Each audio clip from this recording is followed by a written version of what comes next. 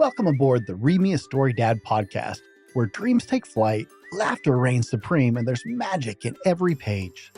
Let's dive into today's wonderful tale together, starting right now. Welcome to Read Me a Story Dad, where there's father's love in every page. My name is Brent, and today we'll be reading Pickle Chiffon Pie by Jolly Roger Bradford, published by Purple House Press, 1967.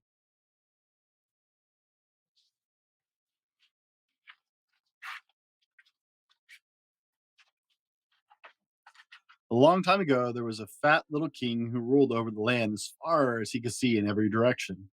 He was very wise, and his kingdom was very happy. His wife, the queen, kept his castle spotless and saw that his robes were clean and pressed. She was a very good cook and made him pickle chiffon pie every day. But everybody has problems. The king had a daughter, and oh, she was very nice and did whatever he asked her to. But she was also very beautiful, and every prince in the neighborhood wanted to marry her.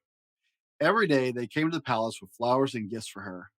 To be polite, she would ask them all to stay for supper, and that meant there would be less pickle chiffon pie for the king. That was a problem. Finally, one day, the king decided that his daughter should marry one of the princes.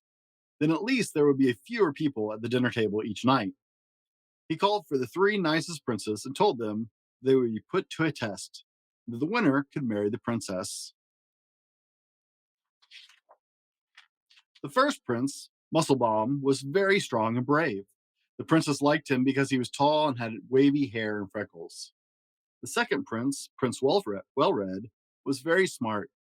He could count up to 684, and he read books 3 inches thick. The princess liked him too because he read beautiful stories to her and sometimes played music under her window at night. The third prince, Prince Bernard, wasn't very strong or very handsome or very smart, but the princess liked him best of all. She didn't really know why she liked him. Perhaps it was because he had a big smile and a funny nose. It's hard to tell about princesses. The king told the three princes this: "You will each go into a huge forest at the edge of the kingdom for 3 days. As you know, it is full of gazoos, fairies, dimdoozles, and all sorts of unusual things. The one who brings the most unusual, the most marvelous, and the most wonderful thing may marry the princess. Now remember, be back in 3 days."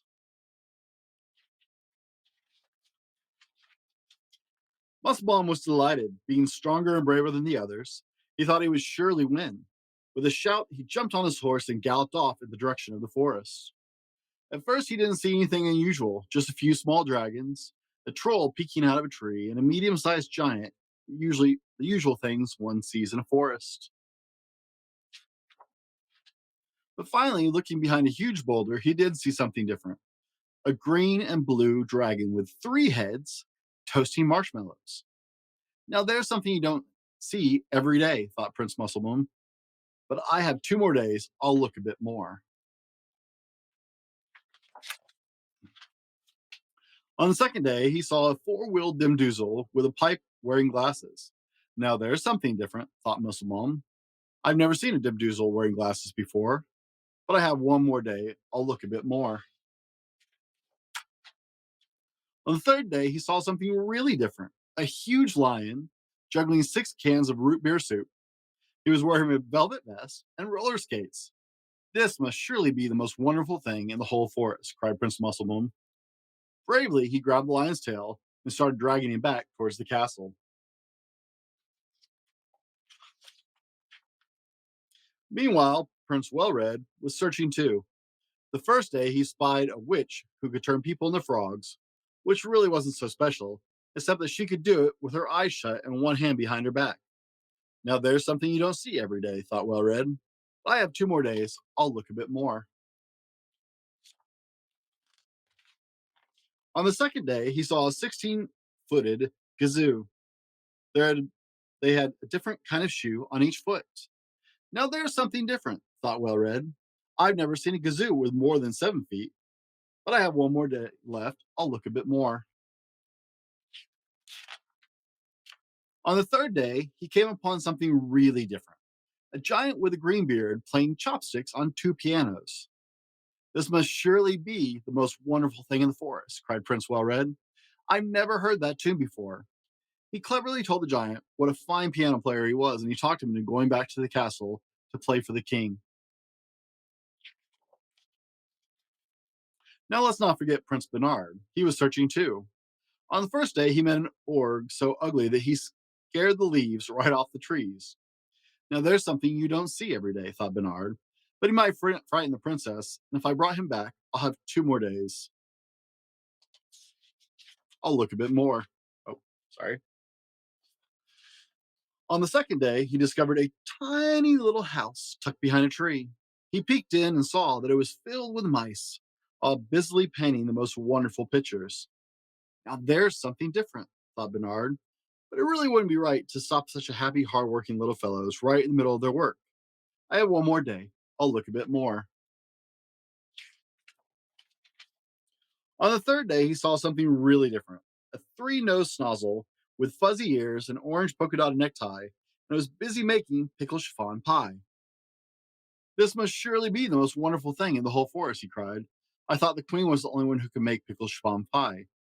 Oh, the king will be so happy. With that, he grabbed the snoozle's necktie and started leading him back to the castle. Prince Bernard had never been happier in his whole life.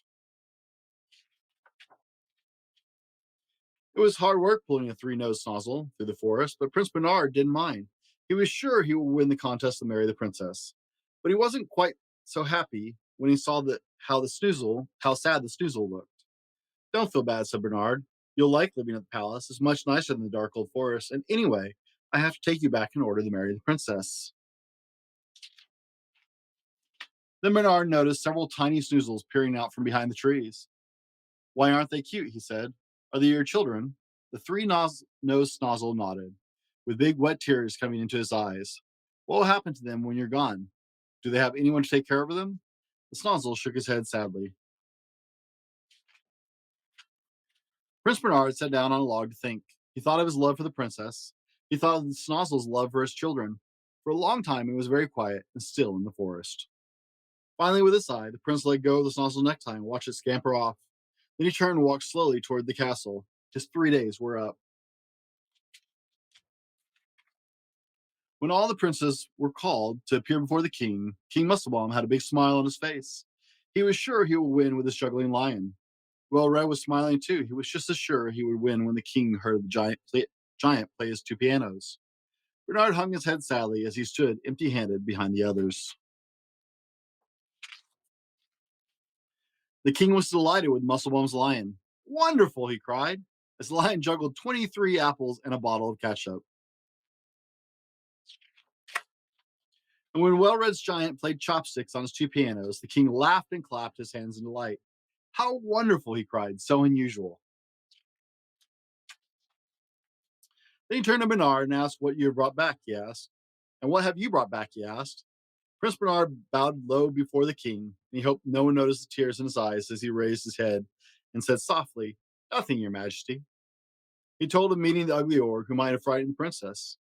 He told of seeing the amazing mice whose paintings he could not bring himself to interrupt. And he told of the tiny snozzled children that he could not bear to leave in the forest alone.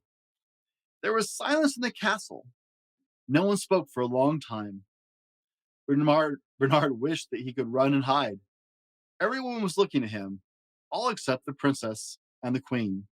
They were whispering to the king. The king nodded his head and smiled. Bernard, he said in a loud voice, you have won the right to marry the princess. But why, your majesty? I didn't bring you back anything, said Bernard. Oh, yes, you did, my son, said the king. You brought back a story of kindness and love and consideration for others. Truly the most wonderful thing of all. You'll make a fine husband for my daughter. When Bernard married the princess, Welr's giant played the wedding march. Musclebaum's lion put on the special exhibition to entertain the guests. And guess who sent Bernard and the princess the biggest pickle chiffon pie anyone ever saw for a wedding present? That's right, the three-nosed snozzle with the fuzzy ears and the orange polka dot tie.